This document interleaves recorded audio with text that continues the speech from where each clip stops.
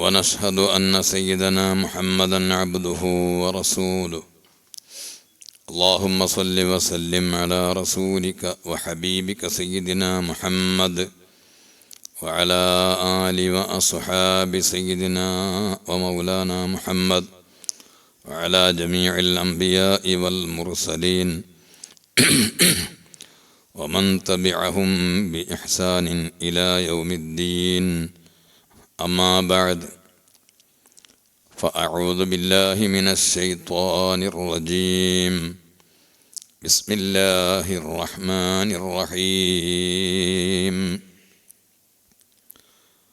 والذي أخرج المرعى فجعله غثاء أحوى سنقرئك فلا تنسى إلا ما شاء الله إنه يعلم الجهر وما يخفى. صدق الله العلي العظيم وصدق وبلغ رسوله النبي الكريم ونحن على ذلك من الشاهدين والشاكرين والحمد لله رب العالمين. ما جف دمع سال من عينين لكنه يجري على الخدين من حب قلبي سيد الكونين حيا وميتا في التراب رميما. صلوا عليه وسلموا تسليما. إذ جئت طيبة روم زورة قبره فهناك قمت أشم ريا نسره أغميت مدهوشا لهيبة قدره حبا وإن كنت المسيء أثيما. صلوا عليه وسلموا تسليما. ബഹുമാനികളെ, അള്ളാഹുവിൻ്റെ മഹത്തായ തൗഫീഖ് കൊണ്ട് പരിശുദ്ധ റമദാനിൻ്റെ 22ാമത്തെ പകലിലാണ് നമ്മൾ ഇവിടെ ഒരുമിച്ച് കൂടിയിട്ടുള്ളത്.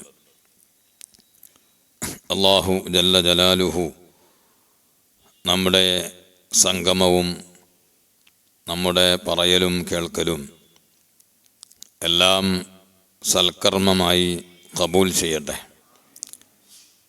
ജീവിതത്തിൽ പകർത്താനുള്ള കാര്യങ്ങൾ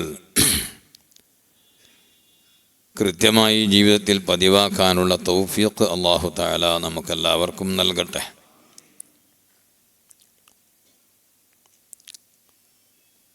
ഇന്ന് അസ്തമിക്കുന്ന രാത്രി 23-ാം രാവ് ലൈലത്തുൽ ഖദറാകാൻ വളരെ സാധ്യതയുണ്ട് എന്ന് ഇമാം ഷാഫിഈ റളിയല്ലാഹു അൻഹുവിൻ്റെ വീക്ഷണം ഉള്ളതിന് പുറമെ വെള്ളിയാഴ്ച രാവ് കൂടിയാണ്. ഈ വർഷത്തെ റമദാനിൽ ഇതുപോലെ ഒരു രാത്രി ഉറപ്പായിട്ടും റമദാനിൻ്റെ രാവായിട്ടുള്ള ഒരു വെള്ളിയാഴ്ച രാവ് ഇനി നമുക്ക് ഇല്ല. കാരണം അടുത്ത വെള്ളിയാഴ്ച രാവ് 30ാമത്തെ രാത്രിയായതുകൊണ്ട് ഒരു പക്ഷേ ശവ്വാൽ മാസപ്പിറവി കണ്ട് വെള്ളിയാഴ്ച പകൽ ഈദുൽ ഫിത്ർ ആകാൻ സാധ്യതയുണ്ട്. അപ്പോൾ ആ വെള്ളിയാഴ്ച രാവ് റമദാനിൽ നമുക്ക് ലഭിക്കുമെന്ന ഉറപ്പില്ല. നമുക്ക് ലഭിക്കുന്നത് ഈ ദിവസം ഉറപ്പില്ല. അല്ലാഹു തആല നമുക്കൊക്കെ ആരോഗ്യത്തോടെ ദീർഘ ആയുസ് നൽകട്ടെ. ദിവസം കൊണ്ടും കണക്ക് കൊണ്ടുമാണ് ഞാൻ പറഞ്ഞത്. എണ്ണിക്കണക്കാക്കുമ്പോൾ ഉണ്ടാകുന്ന അവസ്ഥയാണ് ഞാൻ പറഞ്ഞതിൻ്റെ അർത്ഥം. അപ്പോൾ ഈ രാത്രി നമ്മൾ വളരെ ഗൗനിക്കുകയും ഇബാദത്തിൽ വളരെ ശുഷ്കാന്തി കാണിക്കുകയും കൃത്യമായി തറാവീഹ് നിസ്കാരത്തിനും വിത്റിനുമൊക്കെ പള്ളികളിൽ ജമാഅത്തായി പങ്കെടുക്കുകയും ചെയ്യണം എന്ന് പ്രത്യേകം എല്ലാവരോടും ഓർമ്മപ്പെടുത്തുകയാണ്. റമദാനിൻ്റെ അവസാനത്തെ വെള്ളിയാഴ്ച, ഏകദേശം റമദാൻ പിരിയാൻ പോകുന്ന 30 29 ഒക്കെ ആയി വരുന്ന വെള്ളിയാഴ്ച ഖതീബുമാർ ഖുതുബയിൽ റമദാനു ശരീഫിനോട് ഒരു വിടവാങ്ങൽ, ഒരു സലാം ചൊല്ലി പിരിയുക എന്ന് പറയുന്ന ഒരു ഏർപ്പാട് നമ്മുടെ നാടുകളിലെല്ലാം നടന്നു വന്നിട്ടുണ്ട്. നാളത്തെ വെള്ളിയാഴ്ച ഏതായിരുന്നാലും അത് വേണ്ട. അത് ഖതീബുമാരോടൊക്കെ നേരത്തെ ഖുതുബ അയച്ചു കൊടുക്കുന്ന സമയത്ത് അഭിപ്രായമായി പറഞ്ഞിട്ടുണ്ട്. നാളത്തെ വെള്ളിയാഴ്ച ഏതായിരുന്നാലും സലാം ചൊല്ലൽ വേണ്ട. സലാം ചൊല്ലിയിട്ട് പിന്നെ ഒരാഴ്ച കാലത്തോളം ഇങ്ങനെ റമദാൻ ഉണ്ടാകുക. അപ്പോൾ ഒരു ഉന്തിപ്പായിക്കുന്നൊരു രൂപം തോന്നിപ്പോവല്ലോ, അതുകൊണ്ട് വേണ്ട. അടുത്ത വെള്ളിയാഴ്ച, അതിൻ്റെ അപ്പുറത്തെ വെള്ളിയാഴ്ച റമദാനിലായി ലഭിക്കുകയാണെങ്കിൽ സലാം ചൊല്ലാൻ വളരെ അനുയോജ്യമായ ഒരു വെള്ളിയാഴ്ചയാണ്. അങ്ങനെ സലാം ചൊല്ലൽ വുജൂബൊന്നുമില്ല, നിർബന്ധമായ കാര്യങ്ങൾ മാത്രമല്ല നമ്മൾ നമ്മുടെ ജീവിതത്തിൽ ചെയ്യാറുള്ളത്. ഇബാദത്തുകളും അങ്ങനെ തന്നെ, ഫർളായ വാജിബായ കാര്യങ്ങൾ മാത്രമാണ്. ഫർള് ഐനായത് മാത്രമല്ല, അതുപോലെ ഫർള് കിഫായായത് മാത്രമല്ല, സുന്നത്തും അതുപോലെ അഫ്ളലും എല്ലാം നമ്മൾ നിർവഹിക്കാറുണ്ട്. റമദാനിനോട് സലാം ചൊല്ലി പിരിയുക എന്ന് പറയുന്ന ആ ഒരു പ്രവൃത്തി വുജൂബായ സംഗതി ഒന്നുമല്ല, എങ്കിലും നടന്നു വന്നിട്ടുള്ള ഒരു നല്ല പ്രവർത്തനമാണ് എന്ന് നമുക്ക് മുൻഗാമികളുടെ പ്രവർത്തനം കൊണ്ട് മനസ്സിലാക്കാൻ കഴിയും. എന്തെങ്കിലും കാണുമ്പോഴൊക്കെ അതിനെ സംബന്ധിച്ച് കൂടുതൽ മനസ്സിലാക്കാതെ, ചിന്തിക്കാതെ പെട്ടെന്ന് അത് പ്രതിഷേധിക്കുക, എതിർക്കുക, ഇൻകാർ ചെയ്യുക, അതൊന്നും ശരിയല്ല എന്ന് പറയുക, അതാണ് ശരിയല്ലാത്ത ഏർപ്പാട് എന്ന് ഞാൻ ഓർമ്മപ്പെടുത്തുകയാണ്. നമ്മളെ ആരും അങ്ങനെ കണ്ടതെല്ലാം ഇൻകാർ ചെയ്യാൻ ഏൽപ്പിച്ചിട്ടും ഇല്ല. ഇൻകാർ ചെയ്യൽ നമുക്ക് വുജൂബോ അല്ലെങ്കിൽ ആവശ്യമായ ഒരു കാര്യമോ ആകണമെങ്കിൽ ആ കാര്യം മുജ്മഅ് അലൈഹിയായ നിഷിദ്ധമായിരിക്കണം. എല്ലാ പണ്ഡിതന്മാരും ഏകോപിച്ച് ഇജ്മാ ഉള്ള സംഗതിയാണ്, പാടില്ല, അങ്ങനത്തെ ഒരു കാര്യം ചെയ്യുമ്പോൾ ഇൻകാർ ചെയ്യണം. അല്ലെങ്കിൽ ഇജ്മാ ഇല്ലെങ്കിലും അത് ചെയ്യുന്ന ഫാഇൽ, അത് പ്രവർത്തിക്കുന്ന വ്യക്തിയുടെ ഇഅ്തിഖാദും വിശ്വാസവും അനുസരിച്ച് അത് തെറ്റാണ്, ഹറാമാണ്, നിഷിദ്ധമാണ്, എന്നാലും ഇൻകാർ ചെയ്യണം. അല്ലാത്ത കാര്യങ്ങളൊക്കെ നമ്മുടെ പെട്ടെന്നുള്ള ചിന്തക്ക് അല്ലെങ്കിൽ ചെറിയ അറിവിൻ്റെ പരിധിയിൽ അത് പറ്റില്ല, അല്ല പാടില്ല എന്ന് തോന്നുമ്പോഴേക്ക് അതിനെ ഇൻകാർ ചെയ്യുക എന്ന് പറയുന്നത് ഒരിക്കലും ശരിയല്ല.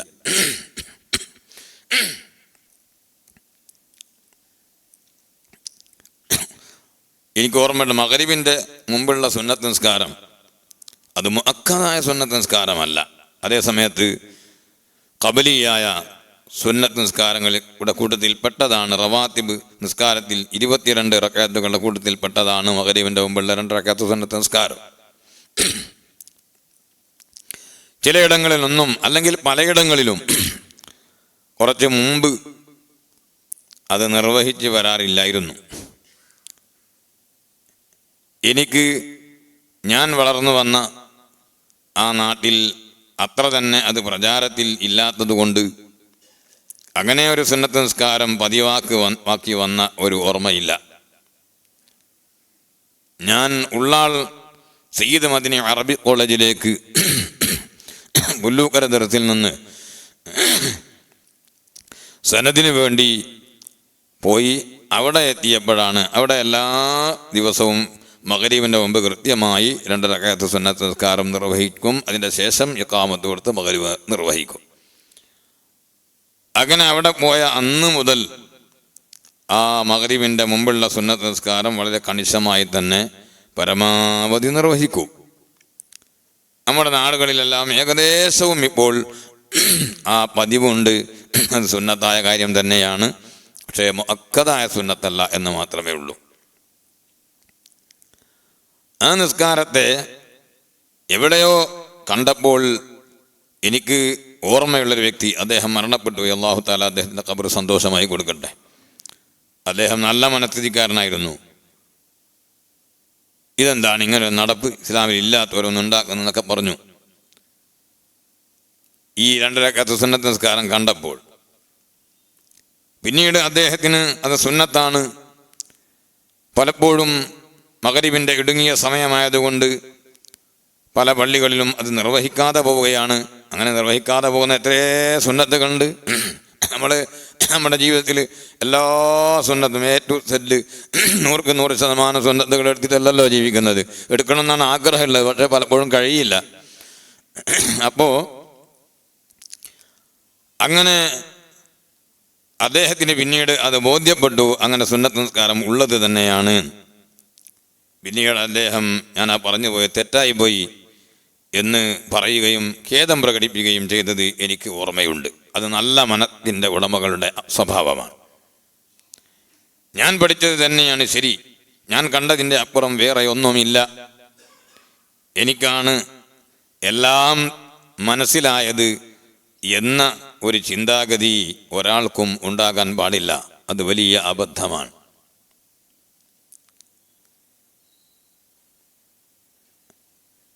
ഇബാദത്തിൻ്റെ പല കർമ്മങ്ങളും ശരിക്കും നമ്മൾ മനസ്സിലാക്കണം.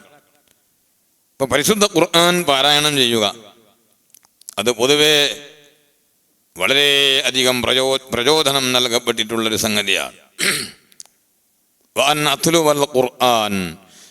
ഖുർആൻ പാരായണം ചെയ്യാനും ഞാൻ കൽപ്പിക്കപ്പെട്ടിരിക്കുന്നു എന്ന് റസൂലുള്ളാഹി സ്വല്ലല്ലാഹു അലൈഹി വസല്ലം തങ്ങൾ പറയുന്നതായി പറയാൻ വേണ്ടി പരിശുദ്ധ ഖുർആൻ തന്നെ സൂറത്തുൻ നംലിൻ്റെ ഏകദേശം അവസാന ഭാഗത്ത് നമുക്ക് കാണാൻ കഴിയും. അല്ലാഹുവിൻ്റെ ഹബീബ് സല്ലല്ലാഹു അലൈഹി വസല്ലം ധാരാളം ഖുർആൻ പാരായണം ചെയ്തിട്ടുണ്ട്. ഇമാം നവവി റളിയല്ലാഹു അൻഹു അത്തിബിയാൻ ഫി ആദാബി ഹമലത്തിൽ ഖുർആൻ, പരിശുദ്ധ ഖുർആൻ പാരായണം ചെയ്യുന്ന അതുപോലെ അത് മനഃപ്പാഠമാക്കുന്ന ആളുകളുടെ അദബുകൾ മര്യാദകൾ വിവരിക്കുന്ന ഗ്രന്ഥം എന്ന നിലക്ക് ഒരു അത്തിബിയാൻ എന്നൊരു ഗ്രന്ഥം രചിച്ചിട്ടുണ്ട്. അതിൽ പരിശുദ്ധ ഖുർആൻ പാരായണം ചെയ്യേണ്ടുന്ന അതിൻ്റെ അനിവാര്യതയെക്കുറിച്ചും അതിൻ്റെ ശ്രേഷ്ഠതകളെക്കുറിച്ചും അത് ഏതെല്ലാം സമയത്താണ് ഏറ്റവും ഓതാൻ നല്ലത് എന്നും അങ്ങനെ തുടങ്ങി നിരവധി വിഷയങ്ങൾ അതിൽ പറഞ്ഞിട്ടുണ്ട്. സുബ്ഹിൻ്റെ ശേഷം പരിശുദ്ധ ഖുർആൻ പാരായണം ചെയ്യാൻ വളരെ പറ്റിയ സമയമാണ്. മൊത്തത്തിൽ ഖുർആൻ പാരായണം ചെയ്യാൻ വേണ്ടി കൽപ്പനയുണ്ട്, പ്രചോദനമുണ്ട്. അപ്പോൾ ഉദാഹരണത്തിന് ഞാൻ പറയാം, ഒരു കോളേജിൽ പഠിക്കുന്ന വിദ്യാർത്ഥികളോട് അവിടെയുള്ള പ്രിൻസിപ്പാൾ അവിടെയുള്ള കുട്ടികളുടെ സംസ്കരണം, അവരുടെ തർബിയത്ത് എന്ന നിലക്ക് പ്രിൻസിപ്പളുടെ ഒരു ഓർഡറാണ്, നിങ്ങളെല്ലാവരും സുബ്ഹ് നിസ്കാരം കഴിഞ്ഞ് ശേഷമുള്ള വിറുദുൽ ലത്തീഫ് പോലെയുള്ള ഔറാദുകളൊക്കെ കഴിഞ്ഞതിന് ശേഷം നിങ്ങൾ കൃത്യമായി 1/4 മണിക്കൂർ ഖുർആൻ പാരായണം ചെയ്യണം. അല്ലെങ്കിൽ ടൈം വെച്ചിട്ടല്ല, നിങ്ങൾ ഒരു 1/2 ജുസ് അല്ലെങ്കിൽ 1 ജുസ് ഖുർആൻ പാരായണം ചെയ്തതിന് ശേഷം മാത്രമേ നിങ്ങൾ അങ്ങ് കട്ടൻ ചായ കുടിക്കാൻ ക്യാൻറ്റീനിലേക്ക് പോകാൻ പാടുള്ളൂ എന്ന് ഒരു നിയമം വെച്ചാൽ അത് ബിദ്അത്തല്ല. അത് വളരെ നല്ല ഒരു ആചാരമാണ്. കാരണം ആ കുട്ടികളെ സംബന്ധിച്ചിടത്തോളം അവർ ആത്മീയമായി വളർത്തിക്കൊണ്ടുവരാൻ അതിനുവേണ്ടി ആ കോളേജിൽ ഏൽപ്പിക്കപ്പെടുകയും ആ ഉത്തരവാദിത്വം പ്രിൻസിപ്പളിനും സഹാധ്യാപകർക്കും ഏൽപ്പിച്ചു കൊടുക്കുകയും ചെയ്ത സാഹചര്യത്തിൽ ആ കുട്ടികൾക്ക് ഏറ്റവും അനുയോജ്യമായ, ആ കുട്ടികളുടെ ആത്മീയമായ വളർച്ചയ്ക്ക് ഉപയുക്തമായ എല്ലാ കാര്യങ്ങളും ചെയ്തു കൊടുക്കാൻ അവർ ബാധ്യസ്ഥരാണ്. അതിൻ്റെ കൂട്ടത്തിൽപ്പെട്ട ഒന്നാണ് പരിശുദ്ധ ഖുർആൻ ഇങ്ങനെ പാരായണം ചെയ്യണം എന്നുള്ള ഓർഡർ. അവിടെ പിന്നെ കൊടുക്കും, ഉറങ്ങല്ലേ, ബാബു അംരിൽ മുദരിസി അല്ലെങ്കിൽ ബാബു അംരിൽ അമീദി ലി ത്വലബതിഹി ബിഖിറാഅത്തിൽ ഖുർആനി ജുസ്അൻ കാമിലൻ ബഅദ സുബ്ഹി ഖബല അൻ യഗ്തു ഇലൽ മത്ബഖി എന്നൊരു അധ്യായം സഹീഹുൽ ബുഖാരിയിൽ വേണോ? ആവശ്യമില്ല, അതിൻ്റെ യാതൊരു ആവശ്യമില്ല. അതേ സമയത്ത് പരിശുദ്ധ ഖുർആൻ റുക്കൂഇൽ ഓതാൻ പാടില്ല, റുക്കൂഇൽ ഖുർആൻ പാരായണം ചെയ്യാൻ പാടില്ല. അത് വിരോധിക്കപ്പെട്ട സംഗതിയാണ്. റുക്കൂഇൽ ചൊല്ലാൻ ദിക്റുകളുണ്ട്. അല്ലാതെ വിരോധിക്കപ്പെടാത്ത സ്ഥലത്തെല്ലാം എത്രയും ഏത് രീതിയിലും ഖുർആൻ പാരായണം ചെയ്യാൻ അവകാശമുണ്ട്. അത് നല്ലതാണ്, സൽക്കർമ്മമാണ്, അതിൽ യാതൊരു സംശയവുമില്ല. ഇരുന്നിട്ട് ഓതാൻ വേറെ തെളിവ്, നിന്നിട്ട് ഓതാൻ വേറെ തെളിവ്, അതുപോലെ സുബഹിൻ്റെ ശേഷം ഓതാൻ വേറെ തെളിവ്, കോളേജിൽ നിന്ന് ഓതാൻ വേറെ തെളിവ്, ഒരു ജുസ് ഓതാൻ വേറെ തെളിവ്, അങ്ങനെയൊന്നും യാതൊരു ആവശ്യവുമില്ല. അതുപോലെ നമ്മുടെ മുതഅല്ലിമീങ്ങൾ, സാധാരണ ദർസിൽ പഠിക്കുന്ന മുതഅല്ലിമീങ്ങളെല്ലാം വൈകുന്നേര സമയത്ത് അള്ളാഹുവിൻ്റെ ഖുർആൻ നമുക്കോട് കൽപ്പിച്ച കാര്യമാണ്. ഫസബ്ബിഹ് ബിഹംദി റബ്ബിക ഖബല തുലൂഇ ശംസി വഖബല ഖുറൂബ്, സൂര്യോദയത്തിൻ്റെ മുമ്പും സൂര്യാസ്തമയത്തിൻ്റെ മുമ്പും അള്ളാഹുവിനെ തസ്ബീഹ് നിർവഹിക്കണം, ഹംദ് നിർവഹിക്കണമെന്ന്. അതുകൊണ്ട് പണ്ടേ നടന്നു വരുന്നൊരു ഏർപ്പാടാണ്.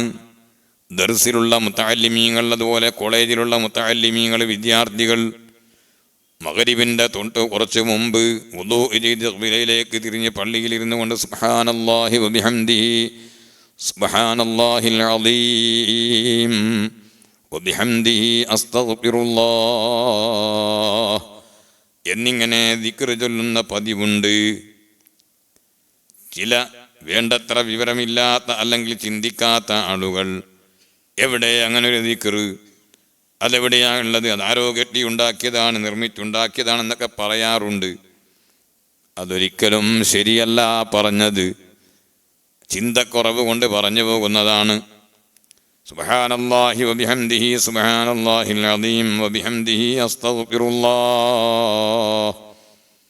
ആ ദിക്റ് എവിടെയോ ചില റിപ്പോർട്ടുകൾ വന്നിട്ടുണ്ട്. ഇനി അഥവാ അത് സ്ഥിരപ്പെട്ടിട്ടില്ലെങ്കിലും പരിശുദ്ധ ഖുർആൻ കൽപ്പിച്ചല്ലോ, ഫസബ്ബിഹ് ബിഹംദി റബ്ബിക വസ്തഗ്ഫിറുഹു ഇന്നഹു കാന തവ്വാബാ. അള്ളാഹുവിനെ തസ്ബീഹ് നിർവഹിക്കണം, അതുപോലെ ഹംദ് ചെയ്യണം, അതുപോലെ അള്ളാഹുവിനോട് ഇസ്തിഗ്ഫാർ ചെയ്യണം. ഇങ്ങനെ 3 കാര്യങ്ങൾ സൂറത്ത് ഇദാ ജാഅ നസ്റുല്ലാഹി, സൂറത്തുൻ നസ്റിൽ അല്ലാഹു തആല കൽപ്പിച്ചു. തസ്ബീഹ് കൊണ്ട് കൽപ്പിച്ചു, ഹംദ് കൊണ്ട് കൽപ്പിച്ചു, ഇസ്തിഗ്ഫാർ കൊണ്ട് കൽപ്പിച്ചു. ഇത് ഒരു വ്യക്തി എങ്ങനെയാണ് പ്രാബല്യത്തിൽ അല്ലെങ്കിൽ പ്രാക്ടിക്കലായി കൊണ്ടുവരിക? അതിനൊരു വാചകം വേണ്ടേ? അപ്പോൾ അതടിസ്ഥാനത്തിൽ തന്നെ ഈ പറഞ്ഞ ദിക്റ് ചൊല്ലുന്നതിന് യാതൊരു വിരോധവുമില്ല. എന്ന് മാത്രമല്ല, ആ കൽപ്പിക്കപ്പെട്ടതിൻ്റെ കൽപ്പന അനുസരിക്കുന്നതിൻ്റെ വ്യാപ്തിയിൽപ്പെട്ടതുമാണ്. ഇനി അവിടെ ഒരു സൂക്ഷ്മ പ്രശ്നം പറയാനുണ്ട്. അതെന്താണ്? സ്വഹീഹുൽ ബുഖാരിയിലെ അവസാനത്തെ ഹദീസ് നിങ്ങൾക്ക് എല്ലാവർക്കും അറിയാവുന്നതാണ്, കേട്ടിട്ടുണ്ട് പലപ്പോഴും, അതുകൊണ്ട് അറിയാമെന്ന് ഞാൻ പറഞ്ഞത്. സുബ്ഹാനല്ലാഹി വബിഹംദിഹി സുബ്ഹാനല്ലാഹിൽ അളീം. വളരെ എളുപ്പത്തിൽ ചൊല്ലാൻ കഴിയുന്ന, അള്ളാഹുവിന് വളരെ ഇഷ്ടമുള്ള, നന്മയും തിന്മയും തൂക്കുന്ന ത്രാസിൽ വളരെ വെയിറ്റുള്ള 2 കലിമത്തുകൾ സുബ്ഹാനല്ലാഹി വബിഹംദിഹി സുബ്ഹാനല്ലാഹിൽ അളീം എന്ന് സ്വഹീഹുൽ ബുഖാരിയിൽ ഉണ്ട്. ധാരാളം ഹദീത്ത് ഗ്രന്ഥങ്ങളിലുണ്ട്. അതെ, ആ ദിക്ർ, ആ ഹദീത്തിൽ പറഞ്ഞ ദിക്റാണ് ചൊല്ലുന്നത് എന്ന നിലക്ക് ഒരാൾ ചൊല്ലുകയാണെങ്കിൽ അവൻ സുബ്ഹാനല്ലാഹി വബിഹംദിഹി സുബ്ഹാനല്ലാഹിൽ അലീം എന്ന് ചൊല്ലിയാൽ മതി. അത്ര തന്നെയുള്ളൂ. അതേ സമയത്ത് അതിൻ്റെ അപ്പുറത്ത് പിന്നെ ഒന്നും പാടില്ല. സുബ്ഹാനല്ലാഹി വബിഹംദിഹി സുബ്ഹാനല്ലാഹിൽ അലീം, സ്റ്റോപ്പ്. ഒരു മുഅ്മിനായ മനുഷ്യൻ അതിൻ്റെ അപ്പുറത്ത് പിന്നൊന്നും ചൊല്ലാൻ പാടില്ല എന്ന് പറയാൻ അധികാരമുള്ള ഒരാൾ ലോകത്തില്ല. സുബ്ഹാനല്ലാഹി വബിഹംദിഹി സുബ്ഹാനല്ലാഹിൽ അലീം വബിഹംദിഹി, ഓരോന്നും അതിൻ്റെ വിഷയം തഹ്ഖീഖോടെ മനസ്സിലാക്കണം നമ്മൾ. സഹീഹുൽ ബുഖാരിയിൽ പഠിപ്പിക്കപ്പെട്ട ആ ദിക്ർ എന്ന നിലക്കാണെങ്കിൽ സുബ്ഹാനല്ലാഹി വബിഹംദിഹി സുബ്ഹാനല്ലാഹിൽ അലീം, ഓക്കെ. അല്ലാതെ വേറെ ഒന്നും ഇവിടെ ചൊല്ലാൻ പാടില്ല എന്ന് ആര് പറഞ്ഞു? എന്തെങ്കിലും പറയലാണോ? അതുകൊണ്ട് അത്തരത്തിലുള്ള ജൽപ്പനങ്ങൾ ഒന്നും ആരും വിട്ടുപോകരുത് എന്ന് സാന്ദർഭികമായി ഉണർത്തുകയാണ്. അതുപോലെ സഹോദരങ്ങളെ, ജഹ്ല് ലാഹിറാകുമെന്നാണ് നബി സല്ലല്ലാഹു അലൈഹി വസല്ലം അവസാന കാലത്തെ പറ്റി പറഞ്ഞത്. യദ്ഹറുൽ ജഹ്ലു എന്ന്, യക്തുറുന്നുണ്ട് യദ്ഹറുന്നുണ്ട്. വിവരമില്ലാത്ത ആളുകൾ അടങ്ങിയട ഇരുന്നാൽ ഇവിടെ ഒരു പ്രശ്നവും വരൂല. പക്ഷേ ആ വിവരമില്ലായ്മ പുറത്തെടുത്ത് അത് ലാഹിറാക്കി വിളമ്പുമ്പോൾ ഇവിടെ ഒരുപാട് പ്രശ്നങ്ങൾ സൃഷ്ടിക്കപ്പെടും. വെറുതെ വിവാദമുണ്ടാക്കുക, ചർച്ചകൾ ചെയ്യുക ആവശ്യം. ഏത് ചർച്ച?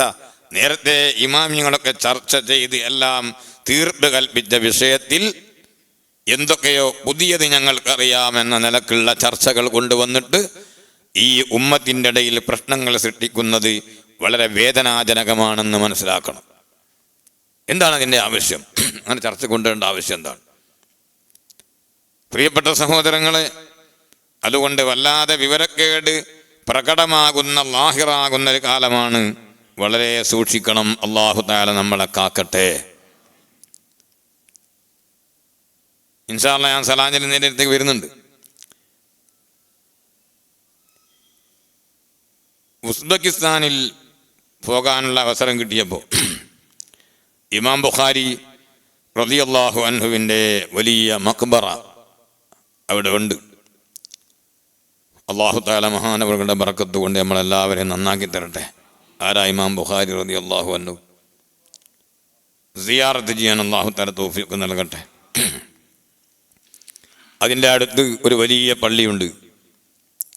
ആ പള്ളിയിൽ നിസ്കരിക്കാൻ വേണ്ടി ഞങ്ങൾ പങ്കെടുത്തു. ആ നിസ്കാരത്തിൻ്റെ ശേഷം അവിടെ ഇമാമ് ജനങ്ങളിലേക്ക് തിരിഞ്ഞിരുന്നു. എന്നിട്ട് അവിടെ മഅ്മൂമിങ്ങൾ, സഫിലുള്ള മഅ്മൂമിങ്ങൾ ചിലരൊക്കെ ഇങ്ങനെ കുറേശ്ശെ ഖുർആൻ പാരായണം ചെയ്യുന്നു. അതിൻ്റെ ശേഷം ആ പള്ളിയിലെ ഇമാം ഒരു വയോധികനായ ഒരു നല്ല മനുഷ്യനായിരുന്നു. അദ്ദേഹം ഇപ്പോഴുണ്ടോ എന്നറിയില്ല. അള്ളാഹു അദ്ദേഹത്തിന് ആഫിയത്ത് നൽകട്ടെ. അദ്ദേഹം ദുആ ചെയ്തു, അല്ലാഹുമ്മ ഔസിൽ സവാബ മാ ഖറഅനാഹു വനൂറ മാ തലൗനാഹു എന്നൊക്കെ പറഞ്ഞിട്ട് ആ ഓതിയ പരിശുദ്ധ ഖുർആനിൻ്റെ മിസ്ല് സവാബ് ഇമാം ബുഖാരി റളിയല്ലാഹു അൻഹു അടക്കമുള്ള മഹാന്മാരിലേക്ക് ഹദിയ ചെയ്യുന്നത് ഞാൻ നേരിട്ട് കാണുകയും കേൾക്കുകയും ചെയ്തു. അതിന് പ്രത്യേകമായൊരു തെളിവൊന്നും ആവശ്യമില്ല. പരിശുദ്ധ ഖുർആൻ പാരായണം ചെയ്തതാണ്. നിസ്കാരത്തിൻ്റെ ശേഷം ആളുകളൊക്കെ ഉള്ള സമയത്ത് അതൊന്ന് ഉപയോഗപ്പെടുത്തിയതാണ്, അത്രയേ ഉള്ളൂ. അതുപോലെ ലോകത്തിൻ്റെ വിവിധ ഭാഗങ്ങളിൽ, പല ഭാഗങ്ങളിൽ പോയി നോക്കിയാൽ വിരോധിക്കപ്പെട്ടതല്ലാത്ത പല സംഗതികളും ഇബാദത്തിൻ്റെ വിഷയത്തിൽ ചില ചട്ടങ്ങളും കോലങ്ങളുമൊക്കെ നമുക്ക് കാണാൻ കഴിയും. മൊറോക്കോയിൽ ഒരു പള്ളിയിൽ പോയപ്പോൾ അവിടുത്തെ പല പള്ളികളുടെയും അവസ്ഥ അങ്ങനെയാണ്. നിസ്കാരത്തിൻ്റെ മുമ്പ് ശേഷമൊക്കെ ആളുകളിങ്ങനെ വട്ടത്തിലിരുന്ന് നല്ല ഈണത്തിൽ പരിശുദ്ധ ഖുർആൻ ഇങ്ങനെ പാരായണം ചെയ്യും. കുറേ സമയം അത് കേട്ടങ്ങ് നിന്ന് അത്ര നല്ല ഖിറാഅത്ത്, വർഷിൻ്റെ ഖിറാഅത്താണ്. ഖിറാഅത്ത് തന്നെ പല തരത്തിലുണ്ട്. മാലിക് യൗമിദ്ദീൻ അടുത്ത് മലിക് യൗമിദ്ദീൻ എന്ന ഖിറാഅത്ത് ഉണ്ട്. നമ്മളങ്ങനെ ഓതാൻ പാടില്ല. നമ്മൾ ഹഫ്സ് റളിയല്ലാഹുവിൻ്റെ ഖിറാഅത്ത് അനുസരിച്ച് കൊണ്ടാണ് നമ്മളെ കേരളത്തിലൊക്കെ ഓതി വരുന്നത്. പിന്നെ പുതിയ ഒന്ന് കൊണ്ടുവന്ന് ഏതെങ്കിലും ഒരു ഇമാം മലിക്കിയൊന്നുണ്ട് എന്ന് എനിക്കറിയാം, അല്ലെങ്കിൽ അത് കാണിച്ചു കൊടുക്കാൻ വേണ്ടി അങ്ങനെ ആരും ഓതണ്ട. അത് മാലിക്കിന്ന് തന്നെ ഓതണം. അതിനൊക്കെ ചില നിയമങ്ങളും കാര്യങ്ങളൊക്കെ ഉണ്ട്. മലിക്കി എന്ന ഖിറാഅത്തുമുണ്ട്. അങ്ങനെ വ്യത്യസ്തങ്ങളായ ഖിറാഅത്തുകൾ പരിശുദ്ധ ഖുർആനിൽ പലയിടങ്ങളിലും ഉണ്ട്. 7 ഖിറാഅത്ത് പ്രധാനമായി ഉണ്ട്. എല്ലാ ആയത്തുകളിലും അങ്ങനെ ഉണ്ട് എന്നല്ല ഞാൻ പറഞ്ഞതിനർത്ഥം. വിവിധ സ്ഥലങ്ങളിലായി വ്യത്യസ്ത ഖിറാഅത്തുകൾ ഉണ്ട്. ആ ഖിറാഅത്തുകളെ അങ്ങനെ തന്നെ ഉള്ളതായി നിലനിർത്തുക എന്നതാണ് പരിശുദ്ധ ഖുർആനിൻ്റെ പ്രാമാണികത. അതിലേതെങ്കിലും ഒന്ന് ഇല്ലെന്ന് പറയാൻ പറ്റില്ല, അതെല്ലാം ഉള്ളത് തന്നെയാണ്. അതുപോലെ പരിശുദ്ധ ഖുർആനിൻ്റെ എഴുത്തും അവിടെയുള്ള മുസ്ഹഫ് ഞാൻ നോക്കിയപ്പോൾ ഫീ ഖുലൂബിഹിം മറദുൻ, ഫീ എന്നിടത്ത് അടിയിൽ ഒരു കുത്താണ്, ഖാഫിന് മേലെ ഒരു കുത്താണ്. ഇപ്പോൾ എൻ്റെ ഫോണിൽ അതിൻ്റെ ഫോട്ടോ ഉണ്ട്, ആ മുസ്ഹഫിൻ്റെ ഫോട്ടോ ഉണ്ട്. അങ്ങനെ എന്തെങ്കിലും കാണുകയും കേൾക്കുകയൊക്കെ ചെയ്യുമ്പോഴേക്കും എന്ത് മുസ്ഹഫാണിത് എന്നൊക്കെ പറഞ്ഞ് ഇങ്കറിയല്ല, അതൊക്കെ ശരിക്കും എന്ത് ചെയ്യണം, മനസ്സിലാക്കാൻ. വൈവിധ്യങ്ങളാണ്, വ്യത്യസ്ത രീതികളാണ്. ഉൻസിലൽ ഖുർആനു അലാ സബ്അതി അഹ്റുഫിൻ, നബി സല്ലല്ലാഹു അലൈഹി വസല്ലം പറഞ്ഞു പരിശുദ്ധ ഖുർആൻ 7 രീതിയിൽ ഇറക്കപ്പെട്ടിട്ടുണ്ട് എന്ന്. ആ ഖിറാഅത്തിനെ സംബന്ധിച്ച് മാത്രം വിവരിക്കുന്ന നിരവധി ഗ്രന്ഥങ്ങളുണ്ട്. അറിയാത്ത കാര്യങ്ങളൊക്കെ അപ്പാടെ അങ്ങോട്ട് കണ്ണടച്ച് നിഷേധിക്കുക എന്ന് പറയുന്നത് അതൊരിക്കലും ശരിയല്ല. അറിയില്ല എന്നൊരു ബോധമെങ്കിലും ഉണ്ടാകണം. നമുക്കൊന്നും അറിയില്ല. ഈ പാവപ്പെട്ട ഞാൻ എന്തെങ്കിലും ഒന്ന് കുറിച്ച് കൊണ്ടെന്ന് പറയാൻ എനിക്കൊന്നും അറിയില്ല. അറിവ് എവിടെ കിടക്കുന്നു? വിശാലമായ അറ്റ്ലാന്റിക് സമുദ്രം പോലെ, അല്ലെങ്കിൽ വലിയ വലിയ വലിയ പസഫിക് മഹാസമുദ്രം പോലെ ഇങ്ങനെ പാരാപാരമായി കിടക്കുന്നതല്ലേ ഇൽമ് എന്ന് പറയുന്നത്. അതൊക്കെ എൻ്റെ അടുത്തുണ്ട്, അതിൻ്റെ അപ്പുറത്തും വേറൊന്നുമില്ല എന്ന് വിചാരിക്കുന്നത് അഹങ്കാരമായി പോകൂലേ. അതുകൊണ്ട് വളരെ ശ്രദ്ധിക്കണം. എന്തെങ്കിലും ഒന്ന് കാണുമ്പോഴേക്ക് കേൾക്കുമ്പോഴേക്ക് തനിക്ക് പരിചയമില്ലാത്തതും അറിയാത്തതും അങ്ങ് കാണുമ്പോഴേക്ക് നിഷേധിക്കാനും പ്രതിഷേധിക്കാനും വരുന്നത് ശരിയല്ല എന്ന് വളരെ വിനയത്തോടെ, അത്തരത്തിൽ ആരെങ്കിലും ചെയ്യുന്നുണ്ടെങ്കിൽ വളരെ സ്നേഹത്തോടെ പറയുന്നു. ഉമ്മത്തിൻ്റെ ഇടയിൽ ഭിന്നതയുണ്ടാക്കല്ല. ഉമ്മത്ത് ജീവിച്ച് വരുന്ന ഒരു താവഴിയുണ്ട്, ഒരു കീഴ്വഴക്കമുണ്ട്. ആ കീഴ്വഴക്കം അനുസരിച്ച് കൊണ്ട് ജീവിച്ചോട്ടെ അവർ. നിങ്ങൾ ചെയ്യുന്നില്ലെങ്കിൽ ചെയ്യണ്ട, നിങ്ങൾക്ക് ഇഷ്ടമില്ലാത്ത നിങ്ങൾ ചെയ്യണ്ട, നിങ്ങൾ എതിർക്കാൻ വരണ്ട, നിങ്ങൾക്ക് ഈ സമുദായത്തിൽ ആരും പ്രശ്നമുണ്ടാക്കാൻ വരരുത് എന്നാണ് അത്തരം ആളുകളോട് വളരെ താഴ്മയോടെ വിനയത്തോടെ പറയാനുള്ളത്. ഇത് ദീനാണെന്ന് മനസ്സിലാക്കണം. അപ്പോ ഈ സലാം ചൊല്ലുന്ന പരിപാടി അങ്ങനെയുണ്ട്. അതുകൊണ്ടൊന്നും ഇടിഞ്ഞു പൊളിഞ്ഞു പോകുന്നില്ല. ഇബ്നു നബാത്തത്തിൽ മിസ്രിയ എന്ന് പറയുന്നൊരു മഹാനുണ്ട്. നമ്മുടെ നാടുകളിലെല്ലാം മഹാനവറുകളുടെ ഖുത്ബ. ഇബ്നു നബാത്തത്ത് റളിയല്ലാഹു അൻഹു വലിയ മഹാനാണ്. അൽ ബിദായത്ത് വൽ നിഹായ എന്ന ഇബ്നു കസീർ തങ്ങളുടെ ഗ്രന്ഥത്തിൽ മഹാനവറുകളുടെ മദ്ഹ് പറഞ്ഞിട്ടുണ്ട്, ഈ ചരിത്രം പറഞ്ഞിട്ടുണ്ട്. അഷ്റഫുൽ ഖൽഖ് സല്ലല്ലാഹു അലൈഹി വസല്ലമ തങ്ങൾ യാ ഖതീബൽ ഖുതബാ, ഖതീബുമാരുടെ നേതാവായ ഖതീബ് എന്ന് സംബോധന ചെയ്തതായിട്ട് ആ ഗ്രന്ഥത്തിൽ കാണാം. നബി സല്ലല്ലാഹു അലൈഹി വസല്ലമ തങ്ങളുടെ അംഗീകാരം കിട്ടിയിട്ടുള്ള വലിയ മഹാൻ.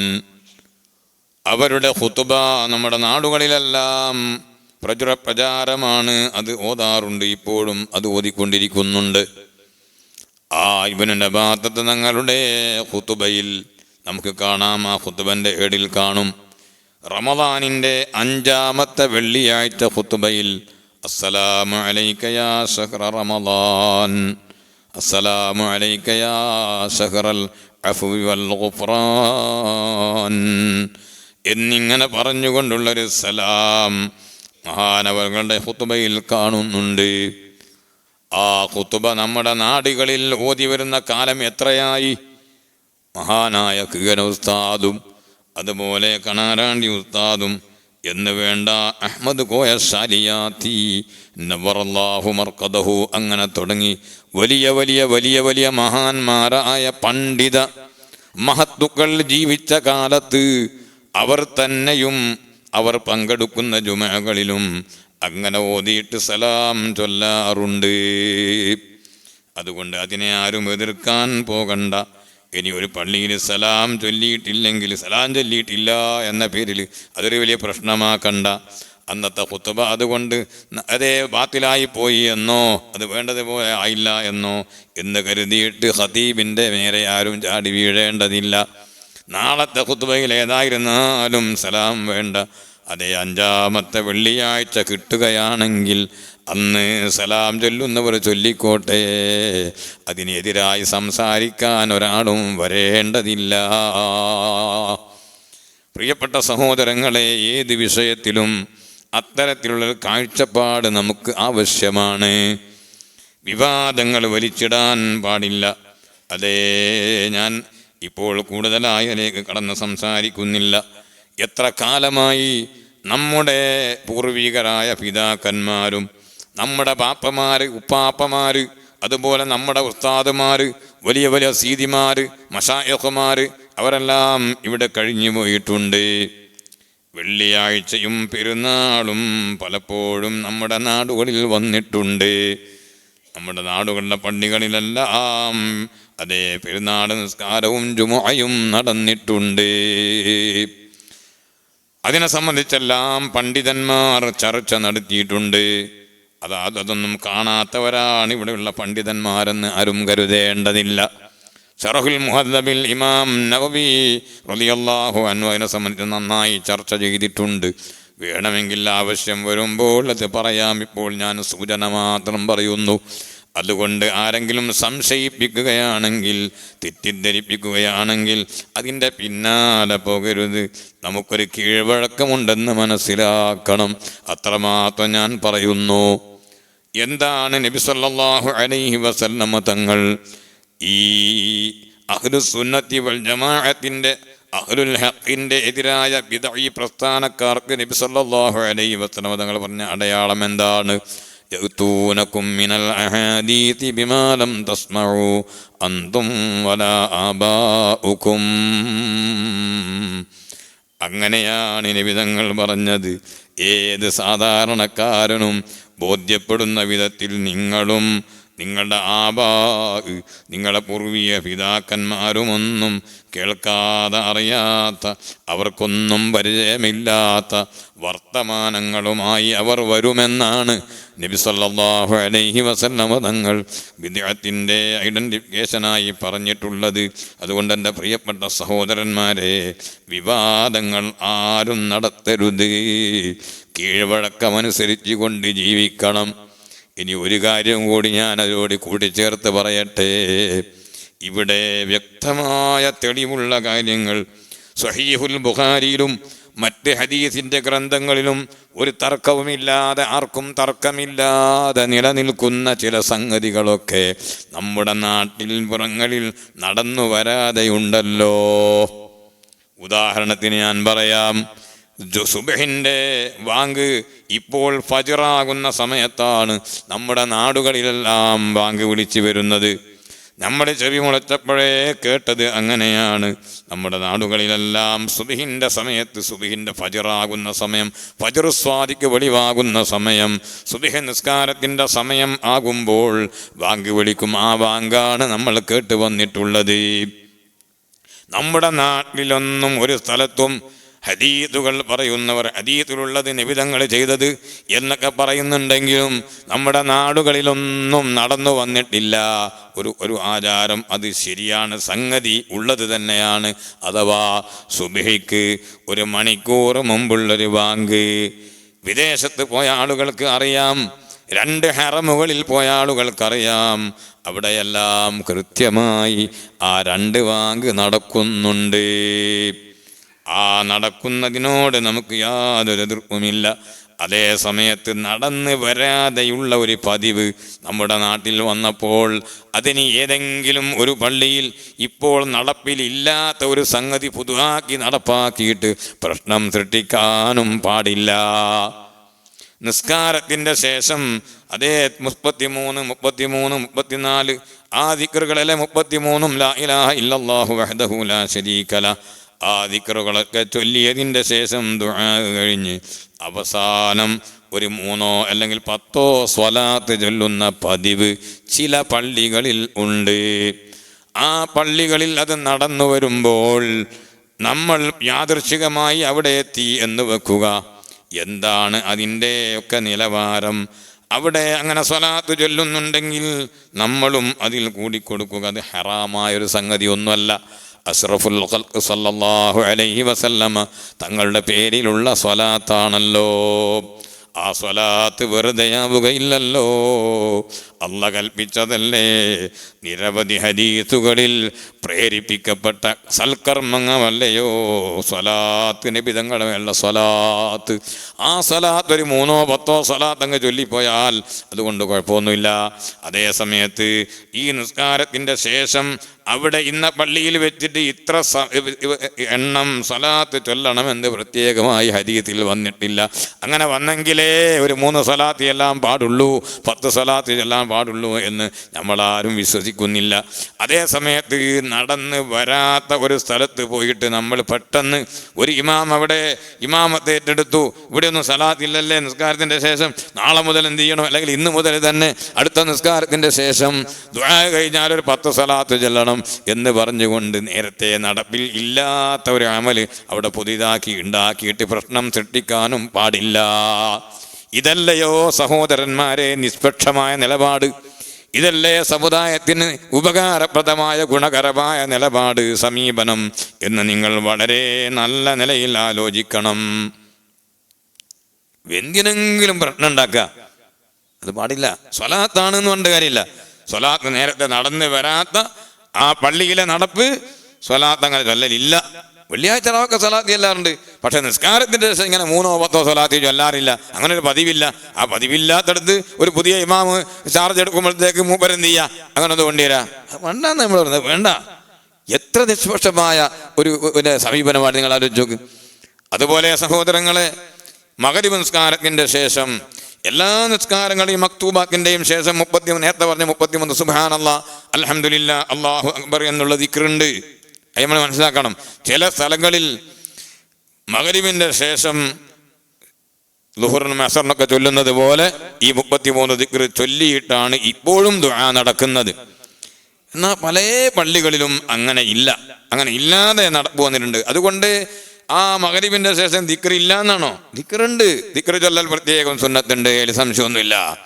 പക്ഷേ എന്തൊക്കെയോ ചില മസ്ലഹത്തുകൾ കണക്കിലെടുത്തുകൊണ്ട് നമ്മുടെ മുൻഗാമികളായ പല ഇമാമുകളും അധിക പള്ളികളിലും മഗ്‌രിബിന്റെ ശേഷം കൂട്ടമായി ഇരുന്ന് ഈ 33 ദിക്റുകൾ ചൊല്ലാറില്ല.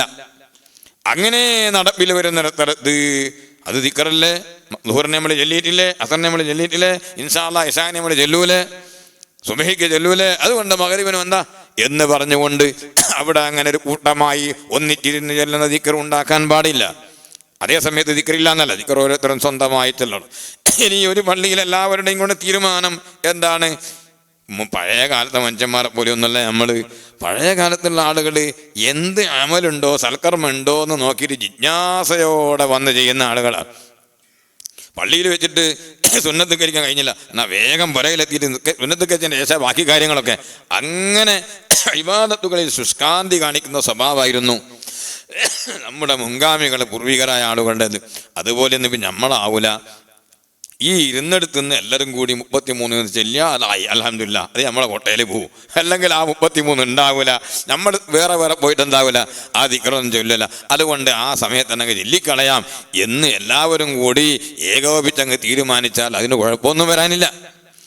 അതേസമയത്ത് നമ്മൾ പറഞ്ഞ പ്രശ്നം ഉണ്ടാക്കാൻ പാടില്ല, പ്രശ്നം സൃഷ്ടിക്കാൻ പാടില്ല, പെട്ടെന്ന് എതിർക്കാൻ പാടില്ല, ഉള്ളത് ഇല്ലാതെ ആക്കാനോ ഇല്ലാത്തത് ഉണ്ടാക്കാനോ. എത്രത്തോളം ഇതൊക്കെ ഹദീസിൽ തരപ്പെട്ടില്ല. ആർക്കാ തർക്കമുള്ളത് 33 ദിക്റിനെ പറ്റി? ആർക്കും തർക്കമുണ്ടോ? എല്ലാവരും അംഗീകരിക്കുന്ന ഹദീസുകളല്ലേ അത്. അതുപോലെ നേരത്തെ പറഞ്ഞ വാങ്ങിൻ്റെ ഹദീസ് എല്ലാവരും അംഗീകരിക്കുന്ന വാങ്ങല്ലേ. പക്ഷേ ഹദീസുകളിലുണ്ട്, അതിന് പ്രമാണമുണ്ട് എന്ന് പറഞ്ഞതുകൊണ്ട് മാത്രം കാര്യമില്ല. നമ്മുടെ കീഴ്വഴക്കമായി നമ്മുടെ നാട്ടിൻപുറങ്ങളിൽ ആ പ്രവർത്തനം നടന്നു വരുന്നുണ്ടോ ഇല്ലയോ എന്ന് കൂടി നോക്കണം. അല്ലേ ഇങ്ങനെയല്ലേ ഈ ബാങ്കിനോടുള്ള സമീപനമെന്ന് എല്ലാവരും ഒന്ന് ആലോചിച്ച് നോക്കണം. ഇപ്പം പെട്ടെന്ന് അത് വേണ്ട ഇത് വേണ്ട അതുണ്ട് ഇതുണ്ട് എന്നൊക്കെ പറയുന്ന ആളുകൾ ആലോചിക്കണം. ഇങ്ങനെയല്ലേ ആ ബാങ്കിൻ്റെ വിഷയത്തിൽ നമ്മൾ സമീപിക്കുന്നത്? ഇത് തന്നെയാണ് എല്ലാ വിഷയത്തിലും നമ്മൾ എടുക്കേണ്ട സമീപനവും നിലപാടുമെന്നാണ് ഈ സമയത്ത് ഉണർത്താനുള്ളത്. കൂടുതൽ ഈ സമയത്ത് സംസാരിക്കുന്നില്ല. എല്ലാവർക്കും, സർവ്വ പ്രസംഗകന്മാർക്കും, എല്ലാ പ്രബോധകന്മാർക്കും ഉമ്മത്തിൻ്റെ മസലഹത്തനുസരിച്ച് കൊണ്ട് കാര്യങ്ങൾ പറഞ്ഞു കൊടുക്കാൻ അല്ലാഹു തആല തൗഫീഖ് നൽകട്ടെ. പ്രസംഗിക്കുന്നതെല്ലാം വിവാദമായി പോവുക, പ്രസംഗിച്ചതെല്ലാം ഉമ്മത്തിന് പല നിലക്കും സംശയങ്ങൾ ഉണ്ടാക്കി തീർക്കുക, അങ്ങനെയാകുന്നതിന് തൊട്ട് അല്ലാഹു തആല എല്ലാവരെയും കാത്തു രക്ഷിക്കട്ടെ എന്ന് ദുആ ചെയ്യാണ്. അല്ലാഹു തആല നമ്മുടെ വാക്കുകൾ, നമ്മുടെ ചിന്തകൾ, നമ്മുടെ എല്ലാം ഉമ്മത്തിന്, സമൂഹത്തിന്, നാട്ടിന്, രാജ്യത്തിന്, സ്വന്തത്തിന് ഉപകാരപ്രദമായ നിലക്ക് അല്ലാഹു തആല സവാബാക്കി തെരുമാറാവട്ടെ എന്ന് ദുആ ചെയ്യാണ്. ഇപ്പോൾ നീട്ടുന്നില്ല. പരിശുദ്ധ ഖുർആൻ സബ്ബിഹിസ്മ റബ്ബിക്കൽ അഅ്ലാ എന്ന സൂറത്തിൽ അടുത്ത ആയത്ത് മാത്രം ഒന്ന് പറഞ്ഞു നിർത്തുകയാണ്. വല്ലദീ അഖ്റജൽ മർആ ഫജഅലഹു ഗുസാഅൻ അഹ്വാ. അല്ലാഹുവിനെ പരിചയപ്പെടുത്തിക്കൊണ്ട് പറയാണ്, വല്ലദീ അഖ്റജൽ മർആ, മേച്ചിൽപ്പുറങ്ങളെ പുറപ്പെടിച്ച അല്ലാഹുവാണ്. ആ അല്ലാഹു എന്ന് പറഞ്ഞാൽ കാലികൾക്ക്, കന്നുകാലികൾക്ക് മേഞ്ഞു തിന്നാൻ പറ്റുന്ന ധാരാളം പുല്ലുപുഷ്പങ്ങളും സസ്യങ്ങളുമൊക്കെ ധാരാളമായി മുളപ്പിക്കുന്ന അല്ലാഹു. വല്ലദീ അഖ്റജൽ മർആ, അത് വലിയൊരു സംഗതിയല്ലേ അല്ലേ? ഇപ്പോൾ ഭൂമിയെല്ലാം വരണ്ട് ഉണങ്ങി, എല്ലാം തരിശു ഭൂമിയായി മാറി. ഒരു കറമ്പ് പോലും, ഒരു ചെറിയ ഒരു ഇല പോലും പല സ്ഥലങ്ങളിലും ഇല്ല. തീരെ ഇല്ല എന്നല്ല, എവിടെയും പോയിട്ട് പുല്ല് കണ്ടിട്ടാണ് പറയണ്ട. പല സ്ഥലങ്ങളിലും എന്താണ്, എല്ലാം ഉണങ്ങി ചാമ്പലായി. ഒരു പുല്ലിൻ്റെ ഇല പോലും ഇവിടെ നേരത്തെ ഇല്ലാത്ത രൂപത്തിൽ ഉണങ്ങി വരണ്ട്. ഇനി അത് പുനഃസ്ഥാപിക്കണമെങ്കിൽ ആർക്കാ സാധിക്കുക? ഇവിടെ ലോകത്താകെ എൻ്റെ കയ്യിലാണ്. ഞാൻ പറയുന്ന എല്ലാവരും കേൾക്കണം വിചാരിക്കുന്ന വലിയ ആഗോള ഭീകരന്മാരൊക്കെ ഉണ്ടല്ലോ, എനിക്ക് സാധിക്കുമോ? ഒരു ഇല, ഒരു ചെറിയ ഇല മുളപ്പിക്കാൻ കഴിയണം? ഒരു ഇല മുളപ്പിക്കാൻ കഴിയോ? ഇല്ല. അത് മുളപ്പിക്കാൻ അല്ലാഹുവിനെ കഴിയൂ. വല്ലദീ അഖ്റജൽ മർആ. ഇതൊന്നും വെറുതെ അല്ലാഹു തആല പറയുന്നതല്ല. ഫജഅലഹു ഗുസാഅൻ അഹ്വാ. എന്നിട്ട് അധികം താമസിയാതെ അല്ലാഹു ജല്ല ജലാലുഹു ആ പുല്ലുകളെയും ഇലകളെയുമെല്ലാം ഉണക്കി ചാമ്പല അതെ ചുക്കാക്കിയിട്ട് അതാ ചണ്ടി ചവറുകളാക്കി കാറ്റത്തിൽ പാറിപ്പോകുന്നതാക്കി മാറ്റുന്നു. ഫജഅലഹു ഗുസാഅൻ അഹ്വാ. ഇത് തന്നെയാണ് ദുനിയാവിൻ്റെ അവസ്ഥ.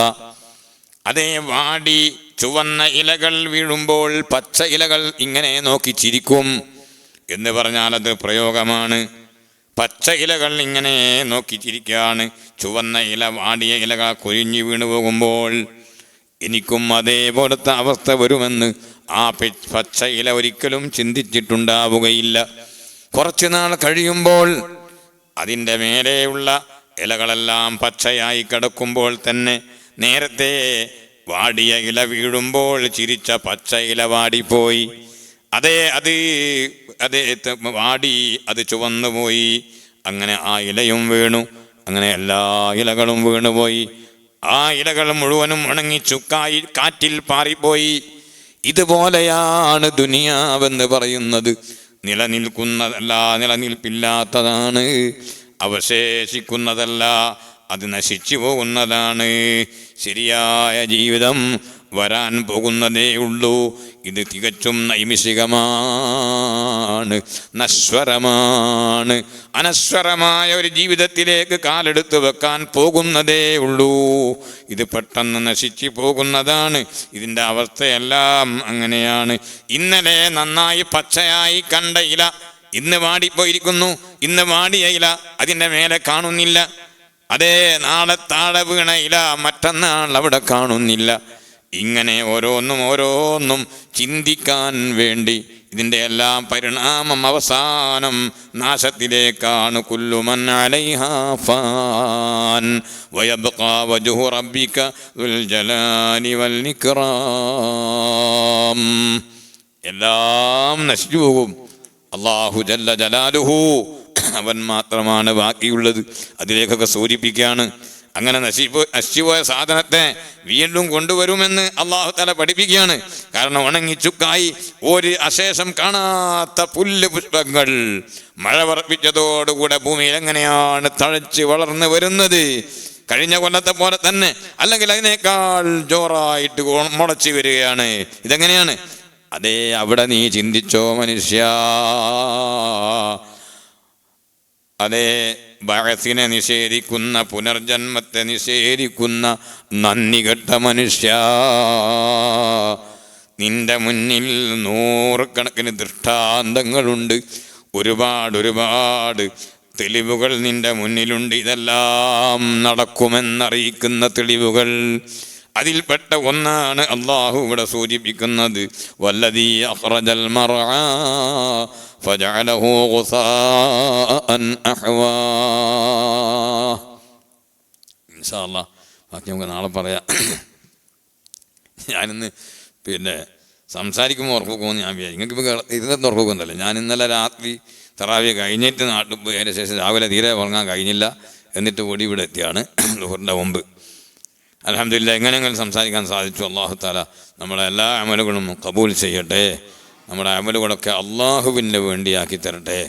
വേറെ യാതൊരു ലക്ഷ്യവുമില്ലാതെ അള്ളാഹു ആക്കി തരട്ടെ. അത്തരം അമലുകൾക്ക് മാത്രമേ അള്ളാഹുവിൻ്റെ അടുക്കൽ അംഗീകാരമുള്ളൂ, വാല്യുള്ളൂ. അള്ളാഹുവേ, ഞങ്ങളുടെ അമലുകളൊന്നും നീ റിജക്റ്റ് ചെയ്യരുത്. നിനക്ക് അധികാരമുണ്ട്, സ്വീകരിക്കാനും തള്ളാനും അധികാരമുണ്ട്.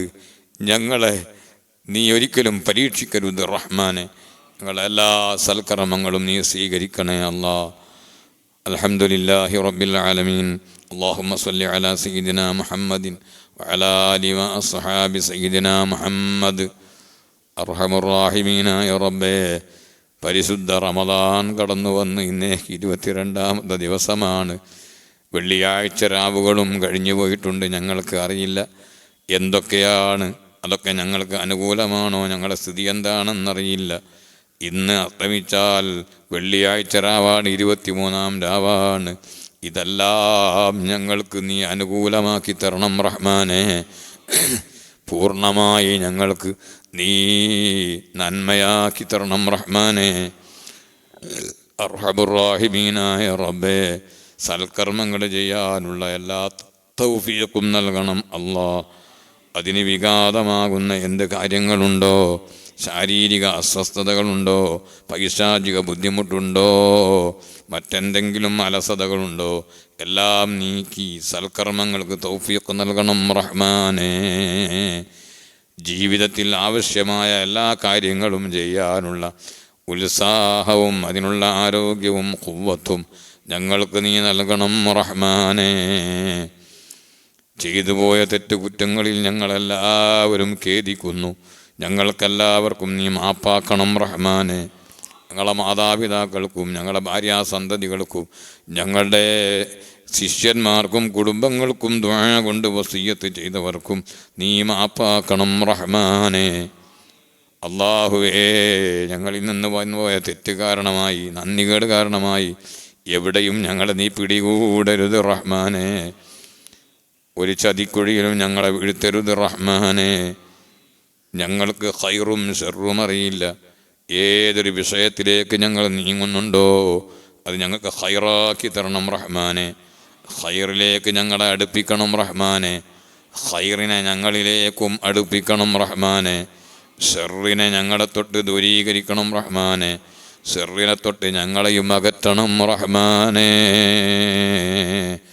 അർഹമുർ റഹീമീനായ റബ്ബേ, ഈ റമദാൻ 1 മുതൽ ഇന്ന് വരെ നോമ്പ് തുറയുടെ ആവശ്യത്തിന് വേണ്ടിയും മറ്റ് പാവപ്പെട്ട പലരുടെയും ആവശ്യങ്ങൾ പറയുമ്പോൾ ചെറുതും വലുതുമായ സംഭാവനകൾ ചെയ്ത മുഅ്മിനീങ്ങൾ അല്ലാഹുവേ, ഈ പള്ളിയിൽ ഒരുമിച്ച് കൂടിയവരുണ്ട്, നാട്ടിലുണ്ട്, വിദേശത്തുള്ളവരുണ്ട്. എല്ലാവർക്കും നീ വലിയ പ്രതിഫലം നൽകണം റഹ്മാനെ. ഐശ്വര്യമേറ്റി കൊടുക്കണം റഹ്മാനെ. ബറക്കത്തേറ്റി കൊടുക്കണം റഹ്മാനെ. ആരോഗ്യം നിലനിർത്തി കൊടുക്കണം റഹ്മാനെ. കുടുംബജീവിതത്തിൽ സമാധാനവും സന്തോഷവും നൽകണം റഹ്മാനെ. ആരെല്ലാം ഏതെല്ലാം വിധത്തിൽ നല്ല കാര്യങ്ങൾക്ക് വേണ്ടി സഹായിച്ച് സഹകരിച്ചവരുണ്ടോ എല്ലാവരിൽ നിന്നും അതൊക്കെ നീ കബൂൽ ചെയ്യണം റഹ്മാനെ. നീ കബൂൽ ചെയ്തത് കുറച്ച് മതിയല്ലോ അല്ലാ. ആ അമലിൻ്റെ കാരണത്താൽ അവരെയും ഞങ്ങളെയും ദുന്യാവിലും ആഖിറത്തിലും നീ രക്ഷപ്പെടുത്തണം റഹ്മാനെ.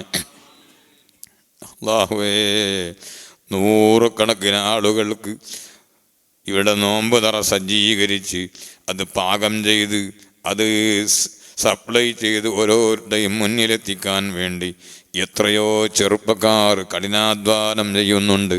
അതിൽ പ്രായമുള്ളവരുമുണ്ട്. അല്ലാ, നിന്റെ പരിശുദ്ധമായ സ്വർഗത്തിൽ നിന്ന് നിന്റെ സദ്യ കഴിക്കാൻ അവർക്കും ഞങ്ങൾക്കും അവസരം നൽകണം റഹ്മാനെ. ആ ചെറുപ്പക്കാർക്കും ആ സഹായിക്കുന്ന എല്ലാവർക്കും ആരോഗ്യമേറ്റി കൊടുക്കണം റഹ്മാനെ. ജീവിതത്തിൽ എന്ത് ഷർറ് കണക്കാക്കപ്പെട്ടതുണ്ടോ അത് മുഴുവനും നീ തട്ടി ദൂരത്താക്കണം റഹ്മാനെ. അർഹമുർ റഹീമീനായ റബ്ബേ, നല്ലതിനു വേണ്ടി സഹകരിക്കാൻ തൗഫീഖ് നൽകണേ അല്ലാ. തിന്മക്ക് സഹായിക്കാതെ തിന്മക്ക് എതിരായി നിൽക്കാനും നിരുത്സാഹപ്പെടുത്താനും തൗഫീഖ് നൽകണം റഹ്മാനെ. അർഹമുർ റഹീമീനായ റബ്ബേ, ഈ ഉമ്മത്തിൽ വിള്ളലും പ്രശ്നങ്ങളും ഉണ്ടാക്കുന്ന വിവാദമുണ്ടാക്കുന്ന വാക്കുകളൊന്നും പറയാതെ ഞങ്ങളുടെ നാവുകൾ സ്വവാബ് പറഞ്ഞ് എന്നും ഉച്ചരിപ്പിക്കണം റഹ്മാനെ. നല്ലത് പറയാൻ ഞങ്ങളുടെ നാവിന് ശക്തി വർദ്ധിപ്പിക്കണം റഹ്മാനെ. അർഹമുർ റഹീമീനായ റബ്ബേ, ഞങ്ങളുടെ വായി സീല് വെക്കപ്പെട്ട് കൈകൾ സംസാരിച്ച് കാല് സാക്ഷി പറയുന്ന അല്ലാഹ്, അങ്ങനത്തെ ഒരു സമയം വരാനുണ്ടല്ലോ. ആ സമയത്ത് ഞങ്ങൾ കുടുങ്ങിപ്പോകുന്ന ഒരു വാക്കും ഞങ്ങളുടെ ജീവിതത്തിൽ വരാതെ കാക്കണം റഹ്മാനെ. വന്നു പോയിട്ടുണ്ടെങ്കിൽ ഞങ്ങൾക്ക് പുറത്ത് മാപ്പാക്കണം റഹ്മാനെ. അല്ലാഹുവേ, പരസ്യമായി ആരെ ഗീബത്ത് നമീമത്ത് പറഞ്ഞുകൊണ്ട് പറഞ്ഞു പോയിട്ടുണ്ടോ അവർക്കെല്ലാം അതിന് ഖേദിച്ച് മടങ്ങി അല്ലാഹുവേ നിന്നിലേക്ക് അടുക്കാനും നല്ലത് പറയാനും തൗഫീഖ് നൽകണം റഹ്മാനെ. വാശിയും വൈരാഗ്യവും ഇല്ലാതെ നിന്റെ കൽപ്പനക്കും നിന്റെ ഹബീബായ തങ്ങളുടെ കൽപ്പനക്കും വഴിപ്പെടാൻ നീ മനസ്സ് നൽകണം റഹ്മാനെ. ഞങ്ങളിലേക്ക് കാരുണ്യത്തിൻ്റെ നോട്ടം നോക്കണേ അല്ലാ. ഞങ്ങൾ പറയുന്നതൊന്നും ആരോടെങ്കിലുള്ള വൈരാഗ്യത്തിൻ്റെ പേരിലല്ല, ഒരാളെയും കുറ്റപ്പെടുത്താനോ ഇകഴ്ത്താനോ അല്ല. അതിനൊന്നും ഞങ്ങൾ ആരുമല്ല. അവൾ വലിയ ആളായതുകൊണ്ട് പറയുന്നതല്ല, മറിച്ച് ഹക്കായ കാര്യം നിഷ്പക്ഷമായ നിലക്ക് മനസ്സിലാക്കി ഉമ്മത്തിൽ പ്രശ്നങ്ങളില്ലാതിരിക്കാൻ വേണ്ടിയാണ്. അത് നീ ഖബൂൽ ചെയ്യണം റഹ്മാനെ. അത് നീ ഫലം കാണിക്കണം റഹ്മാനെ. ഞങ്ങൾക്ക് ദുന്യാവും ആഖിറവും നീ വിജയിപ്പിച്ചു തരണം റഹ്മാനെ. ആഖിബത്ത് നന്നാക്കി മരിപ്പിച്ച് സാലിഹീങ്ങളോട് കൂടി ചേർക്കണേ അല്ലാ. റബ്ബനാ തഖബ്ബൽ മിന്നാ ഇന്നക അന്തസ് സമീഉൽ അലീം വതുബ് അലൈനാ ഇന്നക അന്തത് തവ്വാബുർ റഹീം. آمين برحمتك يا أرحم الراحمين. وصلى الله تعالى وسلم على خير خلقه سيدنا محمد وآله وصحبه أجمعين. سبحان ربك رب العزة عما يصفون وسلام على المرسلين.